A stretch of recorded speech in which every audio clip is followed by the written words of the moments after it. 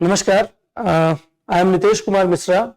I have scored 158 rank in this Civil Services Examination 2023.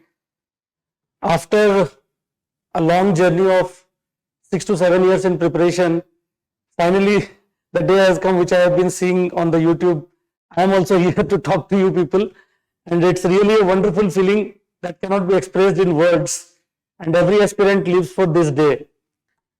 So the journey, it began in the year 2002 when I joined Sainik School, and during the time when I was to join Sainik School, one of the kickstart or the motivation where I got to join civil services was वही छुपा हुआ था, उसी में कहीं छुपा हुआ था. तो स्टोरी ऐसे ही है, थोड़ी सी इंटरेस्टिंग स्टोरी है. तो मैं नेटिव बिहार का हूँ, born and brought up in Darbhanga, but my father settled in Odisha. So I was applying for Sainik School Bhubaneswar, and Sainik School Bhubaneswar में अप्लाई करने के लिए you need a domicile certificate. तो domicile certificate लेने के लिए my father was even not a common man, below a common man. He was working in a very small setup. He was working. So getting the documentation done in those days was really a challenging thing. And the cutoff date for submitting the application form, it was not online nowadays. You have to physically submit or you have to spend it through speed post. तो उसके लिए हमें domicile certificate की जरूरत थी.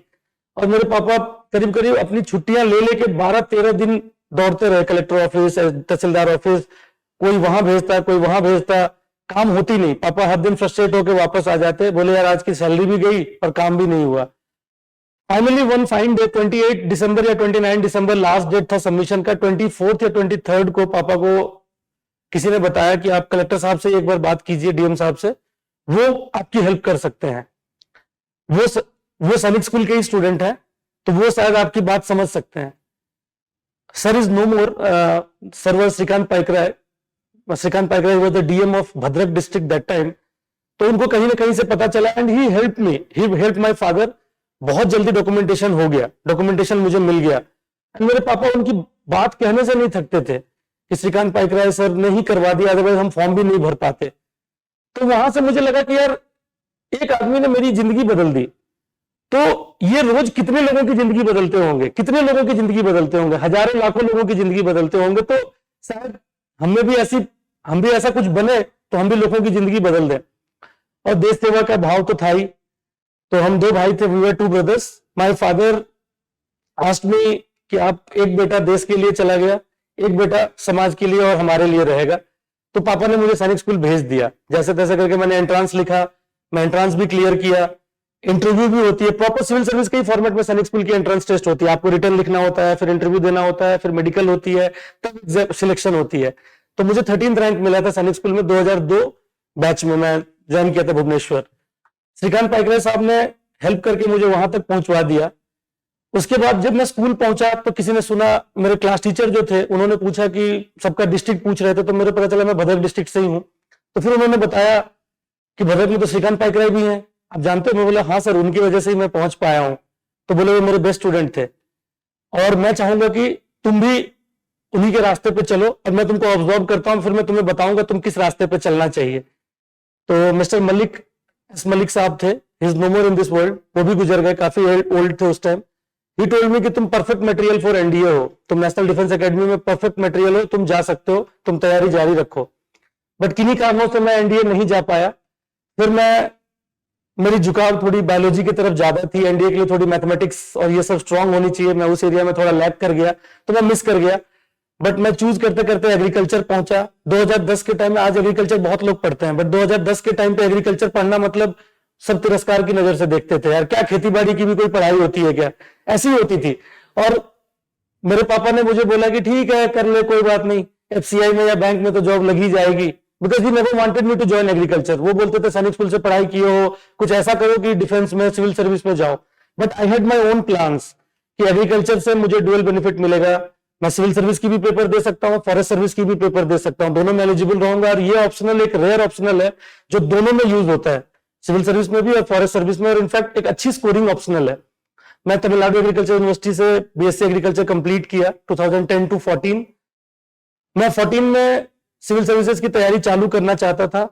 उसके लिए एक बहुत ही अच्छा मेथड है आप ICAR का एंट्रेंस एग्जाम लिखिए, MSc में आपको स्कॉलरशिप मिल जाती है।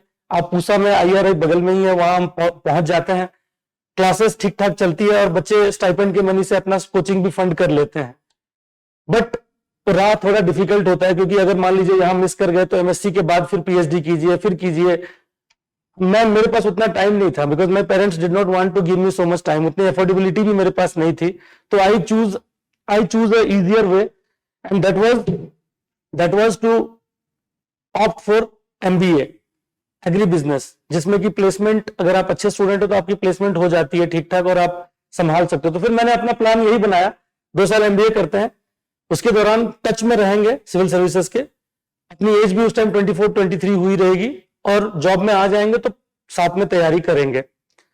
इसी माइंडसेट के साथ मैं ज्वाइन किया। मैं national institute of agriculture extension management है, मैनेज के नाम से मशहूर है ये, हैदराबाद में, मैनेज हैदराबाद। वहां से मैंने PGDM ABM post graduate diploma in management agri business management complete किया, और फिर मैं वहां से मैं क्रिबको में प्लेस्ड हुआ, कृषक भारती कोऑपरेटिव लिमिटेड, एक सहकारी संस्था है, कोऑपरेटिव बॉडी है जो यूरिया मैन्युफैक्चर करती है। मैं वहां पे कार्यरत हूं, I am working there as a deputy manager marketing. वहां से 2016 में आया, जॉब किया, सेटल हुआ, चीजें देखी, सेटअप देखा। 17-18 से मैंने अपनी प्रिपरेशन स्टार्ट की, 17 से मैं सीरियसली पेपर देना स्टार्ट किया। 18 में फर्स्ट टाइम मेरी प्रीलिम्स निकली, मेंस भी निकला, इंटरव्यू भी अपीयर हुआ। फाइनल स्कोर मेरी 963 थी, उस बार की कट ऑफ 981 थी, तो मैं फाइनल लिस्ट में आ नहीं पाया। सेकेंड टाइम फिर मैंने प्रीलिम्स लिखा, उसमें मैं दोनों के लिए क्वालिफाई हो गया, सिविल सर्विस के लिए भी और फॉरेस्ट सर्विस के लिए भी। और सिविल सर्विस के मेंस एग्जाम में 2019 में, मेंस से ठीक 2 दिन पहले I got fever, very high grade fever. जब डायग्नोस हुई तो it came out to be dengue. My platelets was almost 45-50,000 पे आ गई थी। तो डॉक्टर ने मुझे बोला कि आपको पेपर नहीं लिखना चाहिए। उनको ये नहीं पता था कि सिविल सर्विस का पेपर है, बोले कि आपको पेपर लिखना ही नहीं चाहिए। फिर मैं बोला सर सिविल सर्विस का पेपर है। तो फिर वो एक बार सोचे, बोले ये 2 टैबलेट्स हैं, उन्होंने क्या कॉम्बिनेशन दिया मैं उतना नहीं बता पाऊंगा, because I am not from medical background. 2 tablet दिए, बोले ये खा लेना, 3 घंटे के लिए तुम होश में रहोगे, लिख पाओगे, फिर लंच करना, फिर 2 घंटे बाद ये टैबलेट खा लेना दूसरे पेपर के दौरान। लिटरली 2019 में when I had given the paper civil services, मुझे याद ही नहीं है कि मैं घर से सेंटर कैसे पहुंचा हूं, सेंटर पे मैं क्या लिखा हूं, मुझे याद ही नहीं है। वो ऑटो पायलट मोड पे things were running, it was such a difficult time. मेरे साथ और 2 लड़के भी थे, they had also, my roommates, they had also appeared for mains, and out of them 2 of us roommates were suffering from dengue, and one guy was there, he had to take care of both of us, he had to write his own exam also, and it was such a challenging time for us। हम लोग के लिए बहुत challenging time था। Unfortunately हम तीनों ही उस बार mains में फ्लंक कर गए, हमें नहीं मिला, हम नहीं पास कर पाए। बट उससे ज्यादा दुख तब हुई डेंगू में, इस कंडीशन में जब मुझे कुछ याद ही नहीं है मैं क्या लिखा था। आई गॉट 741 मार्क्स, जिस पर उसमें कट ऑफ 751 थी। वो एक और चैलेंज ज्यादा था, मेंस मिस करना, कि इतना क्लोज रेंज में आके मिस करना was again a challenge. Then after that in 2020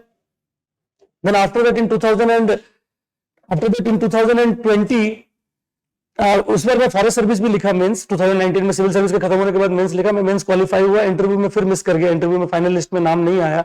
2020 में कोविड के दौरान लिखा, प्रीलिम्स में ही लटक गया। 21-22 में मैं अटेम्प्ट दे नहीं पाया। 23 में that was my last attempt which was left with me, and I qualified for only civil service because my forest service attempt was already over.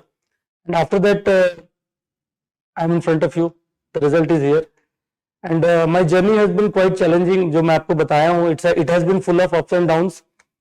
I have a 4-year-old daughter, and I have not met her for more than even 40 days during this growing up period, because my mom and my father used to take care of that small child, because यहाँ रहेगी तो preparation में disturbance होती है, it's really difficult, and this is especially for those people, those who are married and those who have children. Generally youngsters होते हैं, हमारे जैसे married लोगों की ग्रुपिंग थोड़ी कम है, but still they also form a major chunk of this. मैं बहुत चैलेंजिंग था, बट स्टिल एक मोटिवेशन था जो श्रीकांत पाइकराय सर ने जगाई थी मुझे 2002 में, जो मोटिवेशन मेरे पेरेंट्स ने जगाई थी। इस मोटिवेशन को कंटिन्यू करते हुए I have reach this stage, and I am thankful to my family, my parents, my wife, my younger brother. They have contributed immensely, because वो बोलते हैं कि behind a successful man there is a women, but behind me there are man and women both. My father is there, my brother is there, my wife is there, my mother is there, and my lovely daughter is there. She has been a constant source of motivation for me. जब से उसको बोलना सीख गई तो पता नहीं उसके दिमाग में कहां से आया, बोला पापा आप मसूरी में पढ़ोगे, पापा आप मसूरी में पढ़ोगे, हर दिन उसका यही कहना रहता था. एंड फाइनली मुझे मसूरी पहुंचा ही दी वो. अब आगे I don't know where future takes me, but इतना तो श्योर है कि इतने स्ट्रगल के बाद I would do something benefit for the society only. Because अब कुछ और इससे ज्यादा क्या ही मोटिवेशन मैं आपके लिए बोल सकता हूं. This has my life has been a journey, and it has been a journey full of ups and downs. It has never been a one way street. Rising up to the level of interview, falling down, not clearing CSAT, failing in CSAT twice, then again going on rising up to interview. So this has been my journey, and hope it helps somebody. Thank you.